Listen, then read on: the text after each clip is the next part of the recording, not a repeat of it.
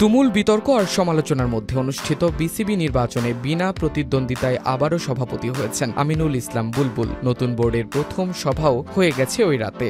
নির্বাচনকে ঘিরে অভিযোগের ঝড় চলেছে কদিন ধরেই। নির্বাচন ফিক্সিংয়ের অভিযোগে মনোনয়নপত্র প্রত্যাহার করে নেন তামিম ইকবাল। সরকারে নগ্ন হস্তক্ষেপ এবং নানা অনিয়ম ও স্বেচ্ছাচারিতার অভিযোগ তুলে সরে দাঁড়ান মোট ২১ প্রার্থী।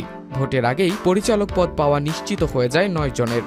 ক্লাব ক্যাটাগরির ১২ পরিচালকের লড়াইয়ে শুরুতে ৩০ জন থাকলেও শেষ পর্যন্ত তা নেমে আসে ১৫ জনে। ক্রীড়া উপদেষ্টার সাজানো ছকেই নির্বাচন হয়েছে এমন বিস্তর অভিযোগ উঠেছে।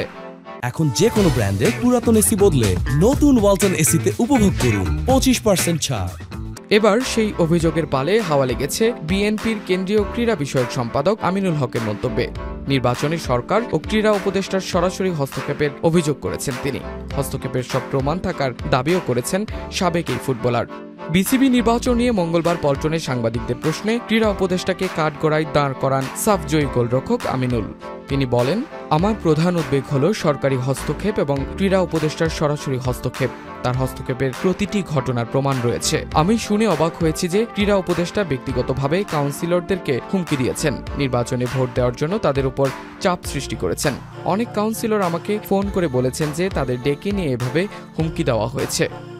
আমিনুল ইসলাম বুলবুল কিছুদিন আগে বলেছিলেন ক্রীড়া উপদেষ্টা চাইলে তিনি আবার বিসিবি সভাপতির দায়িত্বে থাকতে চান।